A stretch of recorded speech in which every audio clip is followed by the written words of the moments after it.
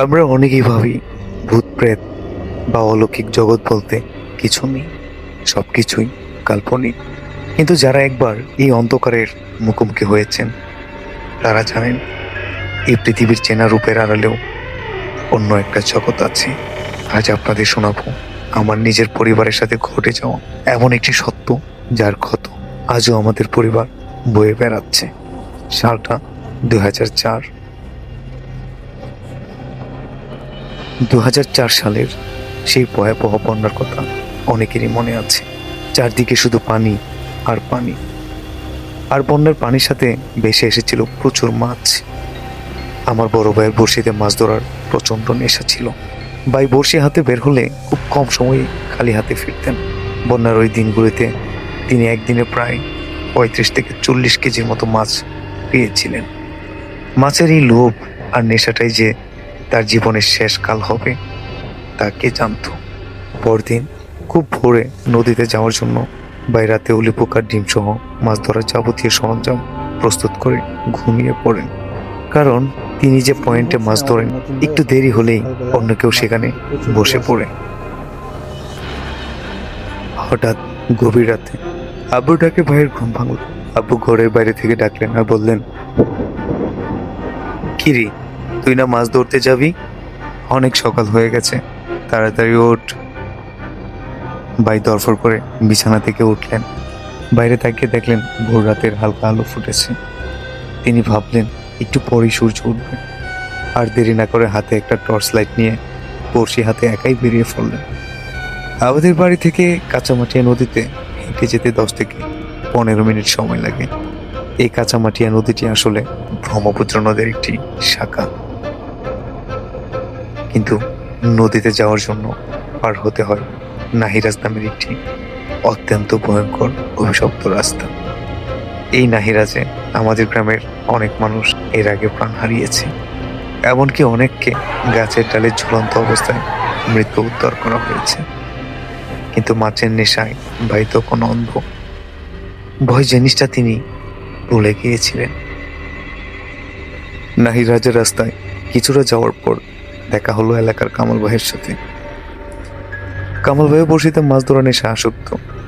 এত রাতে ভাইকে দেখে তিনি অবাক হয়ে বললেন, কিরে, এত রাতে কোথায় যাচ্ছিস? ভাই উত্তর দিলেন, কেন ভাই, সকাল তো হয়ে যাচ্ছে, ফজরের আজান হয়েছে অনেকক্ষণ। কামাল ভাই একটু ইতস্ত হয়ে বললেন, আচ্ছা তুই যা, আমিও আসছি। এই বলে কামাল ভাই বাড়ির ভেতর চলে গেলেন, আর ভাই একা ছুটে চললেন নদীর দিকে। ভাই যখন নদীর পাড়ে রাস্তায় উঠলেন তখন দেখলেন নদীর পাশের ধান ক্ষেতগুলোতে কারেন্ট জাল থেকে মাছ ছাড়াচ্ছে 2 জন মানুষ। অন্ধকারে তাদের হাতের লাইটের আলো আর গুনগুন আওয়াজ স্পষ্ট শোনা যাচ্ছিল। ভাই আর পেছনে না তাকিয়ে নদীর পানিতে নেমে পড়লেন। তখন প্রায় কোমর পানি। কাঁচামাটিয়া নদীর ওই পয়েন্টের কোমর পানিতে দাঁড়িয়ে মাছ ধরতে হয়। পানিতে লাইটের আলো ফেলতে দেখা গেল ঝাঁকে ঝাঁকে পাবদা আর শিং মাছ ভাসছে। ভাই তার নির্দিষ্ট পয়েন্টে পৌঁছানোর পর হঠাৎ চারদিকটা একদম নিস্তব্ধ হয়ে গেল। ঝিঝি পোকার ডাক, বাতাসের শব্দ, সব যেন এক মুহূর্তে থেমে গেল। নদীর পানিটা এমন স্থির হয়ে গেল যেন থমকে দাঁড়িয়ে আছে সময়। ভাই ব্যাগ থেকে মাছের চার বের করে পানিতে ফেললেন, আর ঠিক তখনই শুরু হলো সেই বিভীষিকা। চার ফেলার সাথে সাথে ভাইয়ের ঠিক 3 থেকে 4 মিটার দূরত্বে বিশাল বড় একটা মাছের শব্দ হলো, যেন কোনো দানব পানির নিচে লম্পজম্প করছে। ভাই পরে লাফিয়ে উঠলেন। সাথে সাথে চারপাশের পানিতে মাছ নাড়াচাড়ার বিকট শব্দ শুরু হলো। কিন্তু সেই শব্দগুলো সাধারণ কোনো মাছের ছিল না। এত বড় মাছ কাঁচামাটিয়ায় হওয়া অসম্ভব। ভাইয়ের মনে তখন প্রথম খটকাটা লাগলো। তিনি ভাবলেন, বাড়ি থেকে বের হওয়ার সময় যে আলো দেখেছিলেন এতক্ষণ পরেও ঠিক একই রকম আলো হয়ে আছে। ভোর তো হচ্ছে না।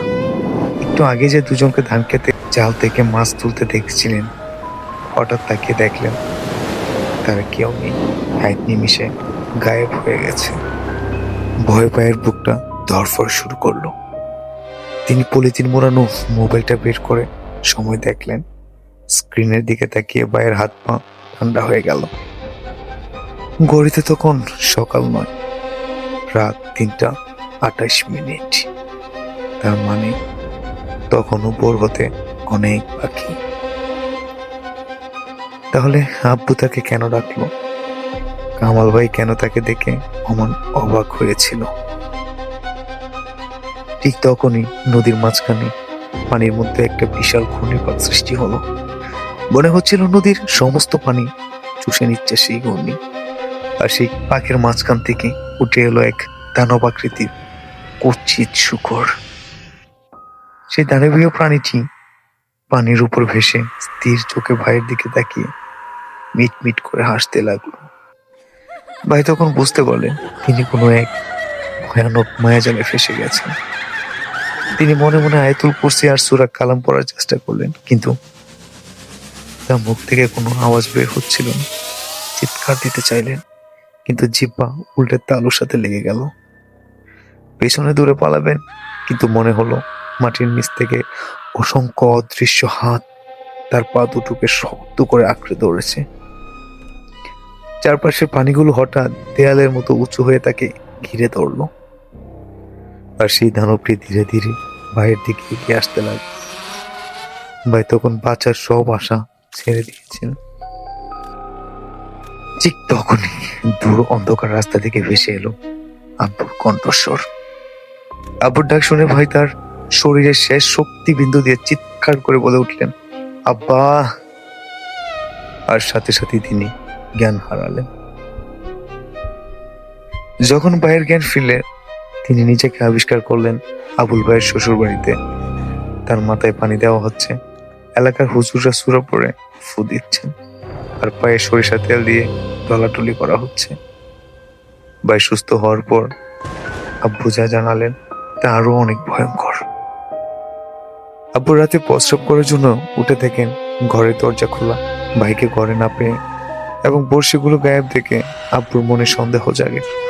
তিনি তখনই পাড়ার হৃদয় মামাকে ডেকে সাথে নিয়ে নদীর দিকে রওনা হন। নদীর পাড়ে গিয়ে তারা দেখেন ভাইয়ের টর্চ লাইটটা জ্বলছে, আর নদীর পানিতে এক ভয়ঙ্কর গর্জনের আওয়াজ হচ্ছে। আব্বু তখন চিৎকার করে ভাইয়ের নাম করে ডাকলেন। ভাইয়ের ফিরতি চিৎকার শুনে আব্বু আর হৃদয় মামা পানি ভেঙে দৌড়ে যান। তারা গিয়ে যা দেখেছিলেন তা ভাবলে আজও গা শিউরে ওঠে। তারা দেখেন এক অন্ধকার কুৎসিত অভয় ভাইকে টেনে নদীর মাঝখানে গভীর পানির দিকে নিয়ে যাচ্ছে। আব্বু আর মামা কাছে যাওয়ার সাথে সাথে অভয়টি পানির মাঝে ভ্যানিশ হয়ে যায়। ভাইকে যখন পানি থেকে তোলা হয় দেখা যায় তার দুই পায়ে কোনো ধারালো নখের বিশাল আঁচড়ের দাগ। সকালে ভাইকে বাড়ি নিয়ে আসা হয়।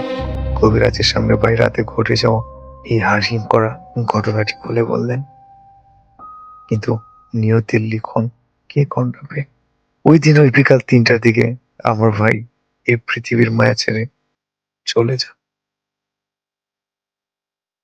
শহরের মানুষ হয়তো এগুলোকে কুসংস্কার বলে উড়িয়ে দেবে, কিন্তু আমাদের গ্রামের মানুষ জানে কাঁচামাটিয়া নদীর সেই নাহিরাজ রাস্তায় আজও কিছু একটা আছে। আমরা এই ঘটনার প্রত্যক্ষ ভুক্তভোগী।